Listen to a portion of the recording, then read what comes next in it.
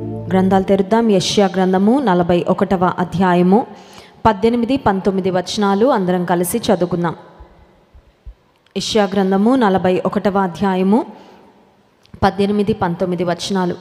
జనులు చూచి యెహోవా హస్తము ఈ కార్యము చేసెననియు, ఇశ్రాయేలు పరిశుద్ధ దేవుడు దీని కలుగజేసెననియు తెలుసుకొని మనస్కరించి స్పష్టముగా గ్రహించినట్లు చెట్లు లేని మెట్టల మీద నేను నదులను పారజేసెదను, లోయల మధ్యను ఊటలను ఉబుకజేసెదను, అరణ్యమును నీటి మడుగుగాను ఎండిన నేలను నీటి బుగ్గలుగాను చేసెదను. దేవుని గ్రంథంలో వ్రాయబడిన ఒక శ్రేష్టమైన వాగ్దానము ఇప్పుడు మనం చదువుకున్న దేవుని వాగ్దానంలో ఒక 4 ఇంపాసిబిలిటీస్ ఉన్నాయండి. 4 అసాధారణమైన కార్యాలు 19వ వచనంలో చూస్తున్నాం. మొట్టమొదటిది ఏంటంటే చెట్లు లేని మెట్టలు. చెట్లు ఎక్కడుండవు? నీరు లేని చోట చెట్లు మొక్కలు ఏవి కనబడవు. కానీ చెట్లు లేని మెట్టల మీద నదులు పారజేస్తాను, లోయల మధ్యను నీటి ఊటలను ఉబక చేశాను. చూడండి, నీటి ఊటలు అంటే స్ప్రింగ్ ఆఫ్ వాటర్, భూమిలో నుంచి వచ్చే నీటి బుగ్గలు. ఆ నీటి ఊటలు ఎట్లా ఉంటాయంటే నెవర్ ఎండింగ్ స్ట్రీమ్ అనమాట. ఆ లోపల నుండి నీరు ఉబుకుతానే ఉంటుంది. There is plenty of water. నీటి ఊట ఎక్కడ ఉంటుందో అక్కడ నీటి కొరత ఉండదు, ఎందుకంటే ఆ స్ప్రింగ్ ఆఫ్ వాటర్ నుండి నీరు సమృద్ధిగా ఉబుకుచు ఉంటుంది. దేవుడు సెలవిస్తున్న 2వ వాగ్దానము, లోయల మధ్యన నీటి ఊటలను ఉబకజేసెదను. 3వది అరణ్యమును నీటి మడుగుగాను. 4వది ఎండిన నేలను నీటి బుగ్గలుగాను చేసెదను. ఇట్టి కార్యాలు అంటే అసాధారణమైన కార్యాలు దేవుడు జరిగించినప్పుడు ఏమవుతుంది? ప్రజల యొక్క స్పందన ఏంటి? ఈ కార్యాలు దేవుడు తన ప్రజల జీవితంలో చేసినప్పుడు దాన్ని చూస్తున్న జనుల యొక్క స్పందన ఏంటంటే 18వ వచనం, జనులు చూచి యెహోవా హస్తము ఈ కార్యము. కొన్ని కార్యాలు అయ్యాక పలానా వారి వలన అయిందండి, లేదంటే పలానా సహాయం వలన మేము ఇలా చేసుకోగలిగామని కొన్నిసార్లు మనం క్రెడిట్ కొంతమందికో లేదంటే కొన్ని పరిస్థితులకో మనం ఆపాదించే సందర్భం ఉంటుంది. కానీ ఇక్కడ జనులు, నీ జీవితంలో దేవుడి కార్యాలను చూసిన జనులు ఏమని సాక్ష్యం ఇస్తారంటే ఇది యెహోవా హస్తము వలన జరిగింది. This has been made possible by the hand of the lord. దేవుని చెయ్యే వీరి జీవితంలో జోక్యము కల్పించుకుంది. దేవుని చేతి ద్వారానే ఈ కార్యము నెరవేరింది అని జనులు చూసిన వారు తెలుసుకుంటారు. అంత మాత్రమే కాదు, ఇశ్రాయేలు పరిశుద్ధ దేవుడు దీన్ని కలుగచేసినని తెలుసుకొని మనస్కరించి స్పష్టముగా గ్రహిస్తారు. People will come to the understanding that the hand of the lord has done it. దేవుని హస్తము, దేవుని కృప, దేవుని కార్యము మాత్రమే అని మనుషులు తెలుసుకునేటట్లు దేవుడు అసాధ్యమైన కార్యాలను జరిగించేవాడు. కొన్నిసార్లు మనం కొన్ని రకాలైన అద్భుతాల కొరకు ఎదురు చూస్తూ ఉంటాం.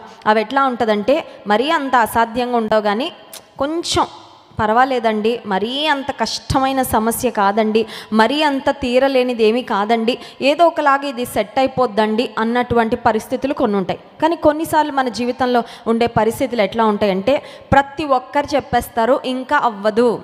బంధువులు చెప్తారు, కొన్నిసార్లు డాక్టర్స్ చెప్తారు, కొన్నిసార్లు ఓన్ ఫ్యామిలీ మెంబర్స్ కూడా అంటారు ఇంక ఇది జరిగేలాగా కనబడట్లేదు, this seems to be impossible, ఇది ఖచ్చితంగా అసాధ్యమే అని ప్రతి ఒక్కరు చెప్పేసిన సందర్భంలో నిజానికి మనకు కూడా ఎట్లా అనిపిస్తుంది అంటే టూ లేట్, చాలా ఆలస్యము అయిపోయింది, ఇంకా నాకు ఆశ కూడా లేదు, ఇంకా నేను ఎదురు చూడడం కూడా మానేశాను, ఎదురు చూసి అలసిపోయాను, ఎదురు చూసి విసిగిపోయాను, ఎదురు చూసి ఇంకా నాకు ఎక్సైట్మెంట్ కూడా లేదు ఇంకా, so I'm not expecting anything అన్న స్థితికి కొన్నిసార్లు మన జీవితం వచ్చేసినప్పుడు యెహోవా హస్తము ఈ కార్యము చేసనని ఇశ్రాయేలు పరిశుద్ధ దేవుడు జరిగించనని తెలుసుకొనున్నట్లు దేవుడు కార్యాలు జరిగిస్తారని మాట్లాడుతున్నాడు. లూకా సువార్త 1వ అధ్యాయంలో ఒక దైవికమైన కుటుంబము మనకు కనపడుతుంది.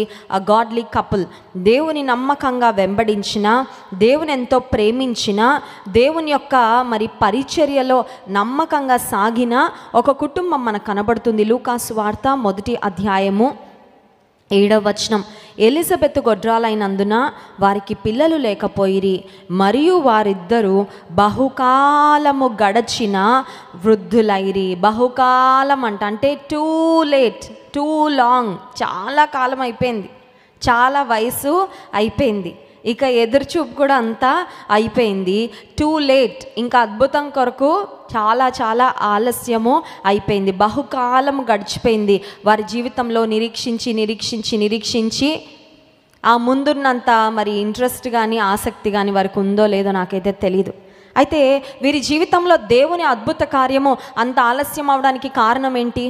కొన్నిసార్లు అద్భుతాలు ఆలస్యం అవ్వడానికి మన అవిధేయత కారణమవుతుందండి. కొన్నిసార్లు అద్భుతం పొందుకోలేకపోవడానికి మన అవిశ్వాసం కారణమవుతుంది. కొన్నిసార్లు దేవుని యొక్క కార్యాలు మనం పొందుకోకపోవడానికి మన యొక్క అపరాధాలు, మన పాపాలు అడ్డొస్తూ ఉంటాయి. కానీ ఈ కుటుంబంలో అటువంటిది ఏదీ కాదు. చూడండి, ఆ పై వచనంలో 6వ వచనం, వీరిద్దరూ ప్రభు యొక్క సకలమైన ఆజ్ఞల చొప్పున న్యాయ విధుల చొప్పున నిరపరాధులుగా నడుచుకొనుచు దేవుని దృష్టికి నీతిమంతులై, మనుషుల దృష్టికి కాదు, దేవుని దృష్టికి నీతిమంతులు అంటే they were really doing well in the spiritual life. వారి ఆత్మీయ జీవితంలో, వారి ఆత్మీయ ప్రయాణంలో, వారు అన్నిట్లో కూడా దేవర్ రియలీ గుడ్, మంచి స్థితిలోనే వారు ఉన్నారు. దేవుని సకలమైన ఆజ్ఞల చొప్పున అంట, ఆజ్ఞలలో ఏది కూడా తప్పిపోటలా, ఆజ్ఞలన్నిటినీ పాటిస్తూ ఉన్నారు. ఒక మాటలో చెప్పాలంటే అసలు వీరిని దేవుడు బ్లెస్ చేయకుండా ఉండడానికి ఏ కారణం కూడా లేదండి. కొన్నిసార్లు నేను కొన్ని కుటుంబాలను గమనిస్తూ ఉంటాను, వారి జీవితంలో కొన్ని ఆశీర్వాదాలు ఆలస్యం అవుతూ ఉంటే వారి గురించి నేను ప్రార్థన చేస్తూ ఉంటా. అన్నిసార్లు వారికి చెప్పను, మీ కొరకు ప్రార్థన చేస్తున్నాను, మీ బిడ్డల కొరకు ప్రార్థన చేస్తున్నానని దేవుడు జ్ఞాపకం చేసిన ప్రతిసారి ప్రార్థన చేస్తుంటా. అయితే కొన్ని కుటుంబాల విషయంలో నాకేమనిపిస్తుంది అంటే, అసలు వీరి జీవితంలో దేవుడు ఆలస్యం చేయడానికి నాకు ఏ కారణం కూడా కనబడట్లేదు అనిపిస్తుంది. వాళ్ళు ఎంత దైవికంగా ఉంటారు, అందరికీ మేలు చేస్తారు, అందరినీ ప్రేమిస్తారు, అందరి యొక్క బెస్ట్ కోరుకుంటారే, ఇంత దీన మనసు కలిగి ఉంటారే, ఇంత మంచి కుటుంబంలో దేవుడు ఎందుకు ఈ మంచి కార్యం చేయట్లేదు అని కొన్నిసార్లు అనిపిస్తూ ఉంటుంది. అయినా ప్రభువా, నీ హస్తాల నుంచి ఏదైనా రావాల్సింది, వారిని కనికరించయ్యా, జ్ఞాపకం చేసుకోయ్యా అని నాకు సమయము దేవుడు జ్ఞాపకం చేసిన ప్రతిసారి కొన్ని కుటుంబాల కొరకు ఆ విధంగా ప్రార్థన చేస్తూ ఉంటా. ఇక్కడ ఎలిజబెత్, జకర్యాలు దేవుని యొక్క సకలమైన న్యాయ విధుల చొప్పున వారు అనుసరించారంట. They followed the lord wholeheartedly. దేవుని నుండి ఒక మంచి సాక్ష్యం పొందుకున్నారు, దేవుని దృష్టికి నీతిమంతులై వారు జీవించారు. బట్ స్టిల్ వారి జీవితంలో ఒక ప్రాముఖ్యమైన ఆశీర్వాదము ఆలస్యము అయిపోయింది. కొన్నిసార్లు కొంతమంది జీవితంలో ఆలస్యము అనగానే మనకు ఒకటి గుర్తొస్తుంది, something we need the most. మనకి ఏది చాలా అవసరమో అదే ఆలస్యం అవుతూ ఉంటుంది. కొన్ని లేకుండా కూడా మనం ఏదో ఒకలాగా మేనేజ్ కొన్ని లేట్ అయినా పర్వాలేదు, కానీ మనకి ఏది చాలా అవసరమో, ఏది మన జీవితంలో జరగవలసిన కార్యమో అది కొన్నిసార్లు ఆలస్యం అయిపోతూ ఉంటుంది. ఆ కుమారుడు ఉద్యోగం కొరకు ఎదురు చూస్తూ ఉంటాడు, ఎన్నో పరీక్షలు రాస్తూ ఉంటాడు, ఎన్నో జాబ్స్కి అప్లై చేస్తూ ఉంటాడు, 1/2 మార్క్ 1 మార్క్తో కొన్నిసార్లు ఉద్యోగాలు పోతూ ఉంటాయి. అనిపిస్తుంది, నాకు ఈ ఉద్యోగం ఎంత అవసరమో దేవునికి తెలుసు కదా, ఎందుకు ఆలస్యం అవుతుంది?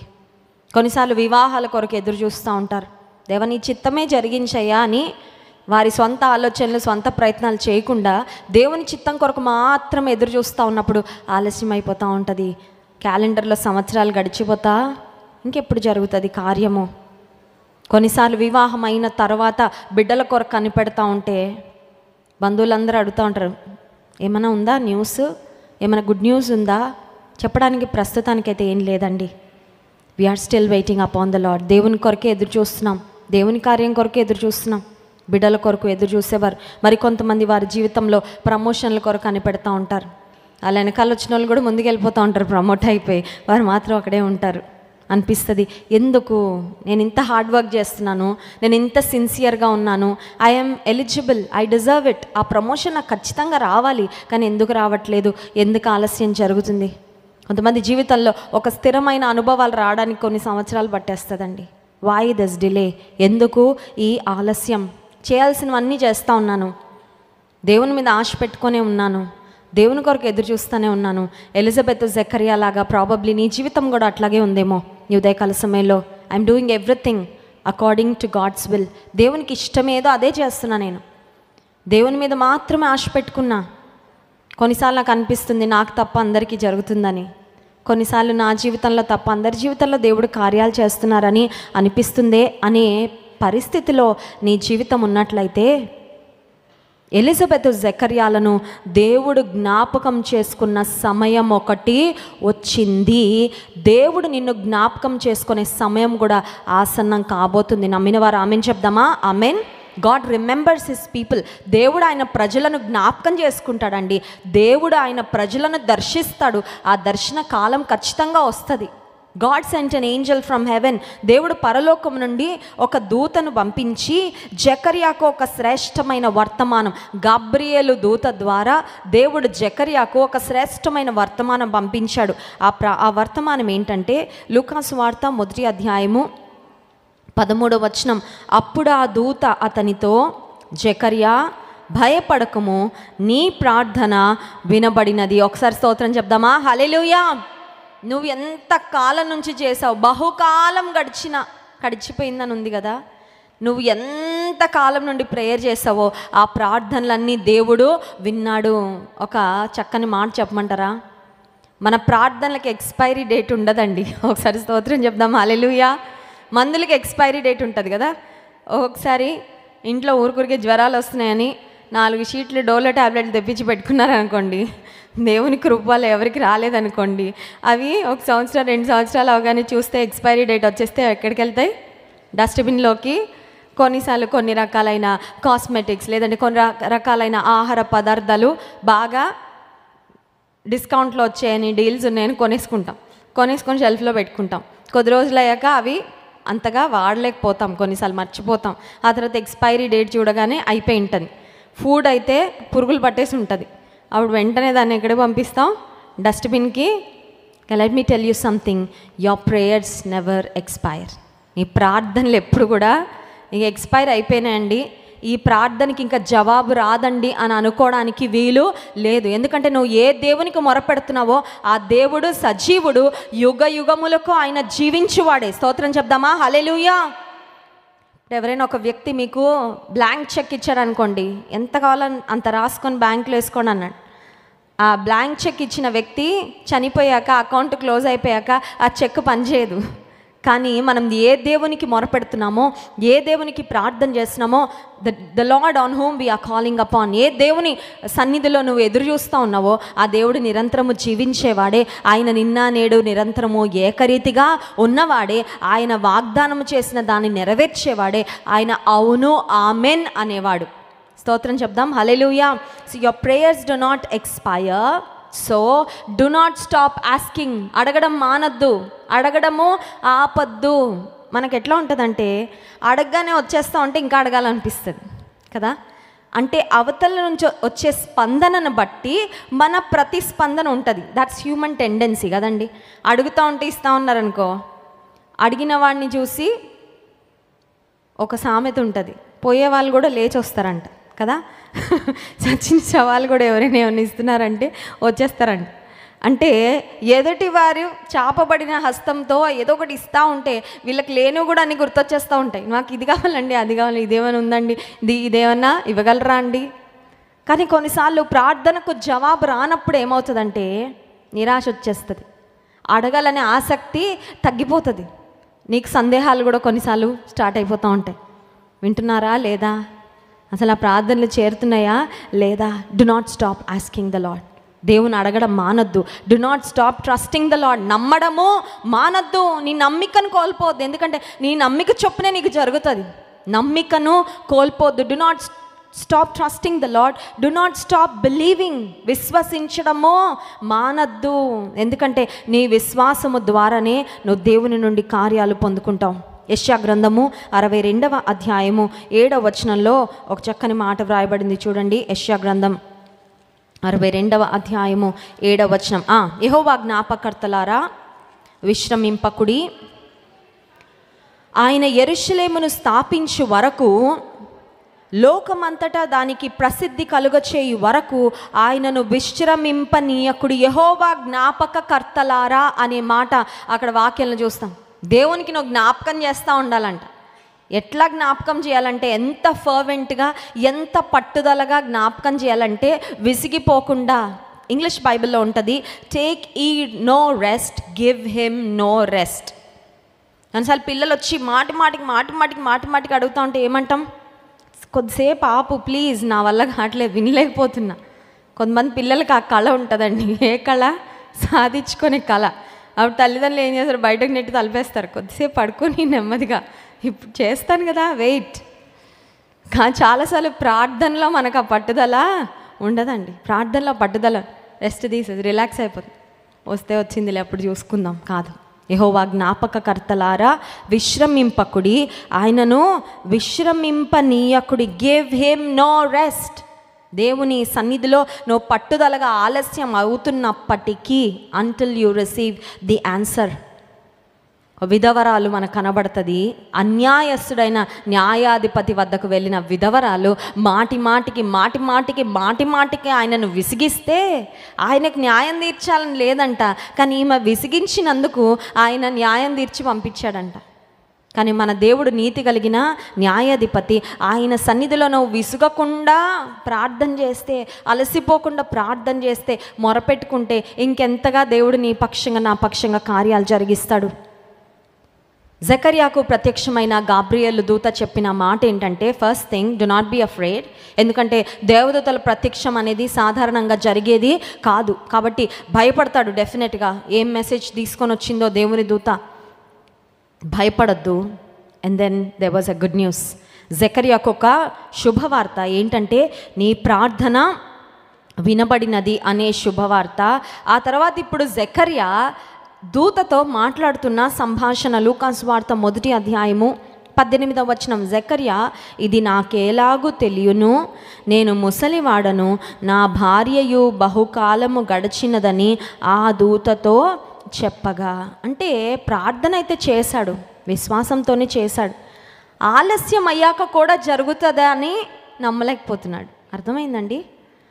ప్రార్థన చేసినప్పుడు దేవుడు ఇస్తాడనే చేశాడు, కానీ ఇంత ఆలస్యం అయ్యాక కూడా ఇవ్వగలడని మాత్రం నమ్మలేకపోతున్నాడు. అర్థమవుతుందా?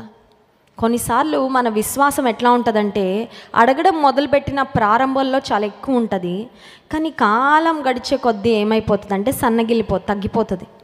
విశ్వాస పరిమాణం తగ్గిపోయి ఇంత ఆలస్యం అయ్యాక కూడా ఒక అద్భుతం జరుగుతుందా అన్న స్థాయికి వచ్చేస్తుంది. ఇప్పుడు జకర్యాలో ఒక మాటలో చెప్పాలంటే ఆ విశ్వాసం వచ్చేసింది.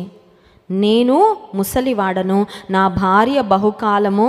దేవుడికి తెలియదండి, నీ ప్రార్థన వినబడినది, నీకు ఒక కుమారుడిని ఇస్తాను, ఆయన పుట్టుట వలన అనేకులు సంతోషించుదురు, ఆయన దేవుని ఆత్మశక్తితో నింపబడినవాడు. ఇన్ని గొప్ప మాటలు చెప్పిన దూతకు తెలీదా వాళ్ళిద్దరు ముసలోళ్ళని? మనకంటే ఎక్కువ తెలుసు మన గురించి. దేవునికి స్తోత్రం చెప్దాం. హల్లెలూయా. నిన్ను చూసి మళ్ళీ నీ వీక్నెస్లు, నీ లోటుపాట్లు మళ్ళీ ఎందుకు చెప్తున్నావు? మోషేకు నా నోటి మాంద్యం ఉందని దేవునికి తెలియదా? అయినా మోషేని వెనుకున్నాడా? Of course. అబ్రాము సారాలు వృద్ధాప్యంలోకి వచ్చేసారని, సారా వయసు కూడా దాటిపోయిందని, ఆమె గర్భం ఉడిగిపోయిందని దేవునికి తెలీదా? తెలుసు. కానీ చెప్పాడంటే ఆయన చేస్తాడంతే. ఎందుకంటే ఎక్కువ ఆలస్యం అయితే ఆయనకి ఎక్కువ మహిమ వస్తుంది. స్తోత్రం చెప్దాం. హల్లెలూయా. ఇక ప్రపంచం అంతా ఇంకా వీళ్ళ జీవితం చిగురించదండి అన్న స్థాయికి వెళ్ళిపోయాక జరిగితే అదొక ఏమవుతుందంటే, ఈ రోజుల్లో మూవీస్కి ఒక మాట వాడతారు, బ్లాక్ బస్టర్ హిట్ అంటారు కదా. ఏంటది? చాలా అంటే నేను టీవీ 9 వార్తలు అలాంటి ఫుడ్ తినేటప్పుడు చూస్తాం. ఎక్కువ వార్తలు చూసే టైం కూడా ఉండదు, కానీ అందులో కొన్నిసార్లు చెప్తాను, పలానా దానికి ఈరోజు మార్నింగ్ బ్రేక్ఫాస్ట్ చేస్తా టీవీ చూస్తూ ఉంటే న్యూస్, అందులో చెప్తున్నారు హైదరాబాద్లో ఒక థియేటర్ దగ్గర రాత్రి 1 గంటకంట పోలీసులు లాఠీ చార్జ్ చేశారంట. ఎందుకంటే ఒక మూవీ ఏదో రిలీజ్ అయిందంట. ఫస్ట్ షో చూడాలని 1 గంటకి జనాలకు మామూలుగా ఫైట్ చేసుకోవట్లేదండి. అనిపించింది ఇంత పిచ్చా. నిజమే, వారి అభిమాన నటుడిని చూడాలనో ఒక రకమైన క్రేజ్, ఒక మనుషుల అంచనాలకు మించినప్పుడు అందరూ మైండ్ బ్లోస్ కదా, అబ్బా అనిపిస్తుంది. దేవుడు ఆలస్యం అయ్యాక ఒక మాటలు చెప్పాలంటే నీ జీవితం ఇంకేం లేదు అని జీరోకి వెళ్ళిపోయాక దేవుడు కార్యం చేసినప్పుడు అది ఎట్లా ఉంటుందంటే నువ్వు నమ్మలేవు, కొన్నిసార్లు నీ చుట్టూ ఉన్న వారు కూడా విశ్వసించడానికి అది చాలా వావ్. ఇప్పుడు జకర్యాతో దేవుడు అదే చెప్తా ఉన్నాడు. ఏమనంటే, జకర్యా దేవునితో చెప్పిన ఆ మాటకు దూత చెప్తున్న మరి మాట 19వ వచనం, దూత నేను దేవుని సముఖమందు నిలుచు గబ్రియేలును నీతో మాట్లాడుటకు ఈ సువర్తమానము నీకు తెలుపుటకు పంపబడి తిని. జకరియా ఏమంటున్నాడంటే, ఇది నాకు ఎలాగ తెలుస్తుంది? దూత వచ్చి చెప్తున్నాడు, నేను ఎలా నమ్మాలి అంటున్నాడు. పరలోకం నుండి దూతను వచ్చానయ్యా, నీకు ఇంకంతకంటే ఏం కావాలి? What proof do you need? కొన్నిసార్లు మనం కూడా ప్రూఫ్ అయ్యా. ఏం ప్రూఫ్? వాక్యంలో మాట్లాడని సరిపోలేదా? నా సేవకుల ద్వారా మాట్లాడని సరిపోలేదా? నీ అనుదిన వాక్య పఠనంలో, నీ క్వైట్ టైంలో నీతో మాట్లాడని సరిపోలేదు? ఇంకేం కావాలి? ఇంకేం ప్రూఫ్ కావాలి? ఇంకా నమ్మలేకపోతున్నావా? ఇంకా అన్బిలీవింగ్ హార్టే ఉందా? ఇంకా అవిశ్వాస హృదయమే ఉందా? నేను పరలోకము నుండి పంపబడి తిని, నేను దేవుని సముఖమందు నిలుచు గబ్రియేలును. 20వ వచనం, మరియు నా మాటలు వాటి కాలమందు నెరవేరును, నీవు వాటిని నమ్మలేదు గనుక ఈ సంగతులు జరుగు దినము వరకు నీవు మాటలాడక మౌనివయుందువని అతనితో చెప్పెను. గాడ్ ఆన్సర్డ్, దేవుడు జవాబు పంపించాడు. చూడండి, ఒక స్త్రీకి బహుకాలం గడిచిన వృద్ధురాలు అయిపోయిందంటే ఆమెకి లోపల ఒక బేబీ ఉందని తెలవడానికి కూడా it's going to take a while కదా, కొంతకాలం పడుతుంది. ఎందుకంటే ఆమెకి ఓకే, నా గర్భంలో ఒక బిడ్డ పెరుగుతున్నాడు అని తెలియడానికి ఒక 4 నెలలన్నా పడుతుంది. ఎందుకంటే as soon as she starts feeling the kicks. అప్పట్లో అల్ట్రాసౌండ్లు, హార్ట్ బీట్ చూసే ఇవన్నీ పరికరాలు లేవు అప్పుడు. సో ఆమెకు తెలియాలంటే already she is in her old age, వృద్ధాప్యంలో ఉంది. ఆ లోపల బిడ్డ కొంచెం కదులుతా, లోపల ఒక జీవం ఉంది అని తెలియడానికి it's going to take a while. ఆమెకు కొంచెం సమయము పడుతుంది. అప్పటిదాకా నోరు తెరిచి ఉంటే ఈ జకర్యా గారు ఇంకెన్ని అవిశ్వాసపు మాటలు మాట్లాడతారో అని దేవుడు జకర్యా గారి నోటికి ఏమేశారండి? అవిశ్వాసపు మాటలు మాట్లాడకుండా దేవుడు మన నోటిని, చాలాసార్లు అవిశ్వాసపు మాటలు చాలా స్పీడ్గా మాట్లాడతామండి, త్వరగా మాట్లాడతాం. విశ్వాసపు మాటలు మాట్లాడడానికి మాట్లాడేస్తాను, జరగకపోతే ఏంటి? ఎప్పుడైనా వచ్చిందండి? ఎప్పుడైనా హ్యావ్ యూ ఎవర్ డౌటెడ్? ఇంత గొప్ప విశ్వాసంతో ఏదైనా చెప్పేస్తాను, జరగకపోతే ఏంటి? అందుకే చాలామంది జరిగేదాకా చెప్పరు, తెలుసా మీకు? జరిగాక అప్పుడు చెప్తారు. కానీ నిజమైన విశ్వాసం ఏంటో తెలుసా? జరగక ముందే దేవుడు నాకు చెప్పాడని నువ్వు చెప్తావే, అది విశ్వాసం. ఎందుకంటే యు ఆర్ నాట్ డౌటింగ్. నెరవేర్పు విషయంలో నీకు సందేహము. కొంతమంది అంత ఇది నాకు ముందే తెలుసండి. కాదు, నీకు ముందే తెలిస్తే నువ్వు ముందే చెప్పు ఫస్ట్. అది నిజంగా నీ విశ్వాసానికి కూడా ఒక గొప్ప ప్రతీకగా it remains as a proof of your faith in God. జకర్యా యొక్క నోటిని దేవుడు మూసేశాడు. కానీ ఆఖరికి మళ్ళీ యోహాను పుట్టిన తర్వాత, అంటే ఎలిజబెత్ను దేవుడు జ్ఞాపకం చేసుకొని ఆమె కుమారుడు పుట్టిన తర్వాత అప్పుడు జకర్యా నోటిని దేవుడు తెరిచాడు. అప్పుడు ఇంకా జకర్యా నోటి నుండి అవిశ్వాసపు మాటలు ఏం రాలేదు, కానీ his mouth was filled with praise and thanksgiving. కృతజ్ఞతతో, స్తుతితో జకర్యా యొక్క నోరు నింపబడింది. ఉదయకాల సమయంలో కూడా దేవుని కార్యాలు కొరకు నువ్వు ఎదురు చూస్తున్నావు, కానీ కొన్ని ఆలస్యం అవుతూ ఉన్నాయి. మన దృష్టిలో ఆలస్యం అవుతున్నాయి, కానీ దేవుని సమయం ఇంకా రాలేదు. ఏంటండి? It's not my time yet. నా సమయం ఇంకా రాలేదంటున్నాడు దేవుడు. నీ సమయం వచ్చే వరకు నేను విశ్రమించనయ్యా, నేను నిన్ను విశ్రమించనివ్వను. until I see the fulfillment of your promise. నీ వాగ్దానం యొక్క నెరవేర్పు చూసే వరకు నేను విశ్రమించకుండా కనిపెడుతూనే ఉంటా, నిరీక్షిస్తూనే ఉంటా, అడుగుతూనే ఉంటా, నమ్ముతూనే ఉంటా. అట్టి కృప దేవుడు మనకు అనుగ్రహించును గాక. ఆమెన్. కళ్ళు మూసుకోండి, ప్రార్థన చేసుకుందాం. ఉదయకాల సమయంలో what is it that you have been waiting for? దేని కొరకు నీ జీవితంలో ఇంతవరకు కనిపెట్టావు, ఇంతకాలము ఎదురు చూసావు? బహుశా అందరూ అన్నారేమో, ఇంకా ఆలస్యం అయిపోయిందమ్మా, ఇంకా జరగదు, ఇంకా కష్టం, అసాధ్యం. నేనైతే వినలేదు, ఇంకా ఇలాంటి పరిస్థితుల నుండి బయటపడిన వారిని గురించి నేనైతే వినలేదని బహుశా నీ చుట్టూ ఉన్నవారు పలుకుతూ ఉన్నారేమో. నీ దృష్టి మాత్రం కేవలం ప్రార్థనలకు జవాబిచ్చే దేవునిపై మాత్రమే ఉండాలి. అప్పుడే చూస్తావు సఫలత, అప్పుడే చూస్తావు జవాబు. గాబ్రియేలు దూత జకర్యాతో చెప్పిన మాట, నీ ప్రార్థన వినబడినది. I have heard your prayer. ఉదయకాల సమయంలో కూడా దేవుడు అదే చెప్తున్నారు, నీ ప్రార్థన నేను విన్నాను, స్తోత్రం అయ్యా. ప్రార్థన విన్నావయ్యా, ప్రార్థన విన్నావయ్యా, స్తోత్రం తండ్రి. పరిశుద్ధుడా, సర్వశక్తిమంతుడా, నీకు వందనాలు. మా ప్రార్థనలు విన్నావు, వింటున్నావు ప్రభువా, నీకు స్తోత్రం తండ్రి. విసుగక ప్రార్థించడానికి మాకు సహాయం చేయి. ఆలస్యమైన అవిశ్వాసం లేకుండా ప్రార్థించడానికి సహాయం చేయి. ప్రార్థనలకు జవాబు వచ్చినప్పుడు ప్రభువా అపనమ్మకం లేకుండా సహాయం చేయి. దేవుని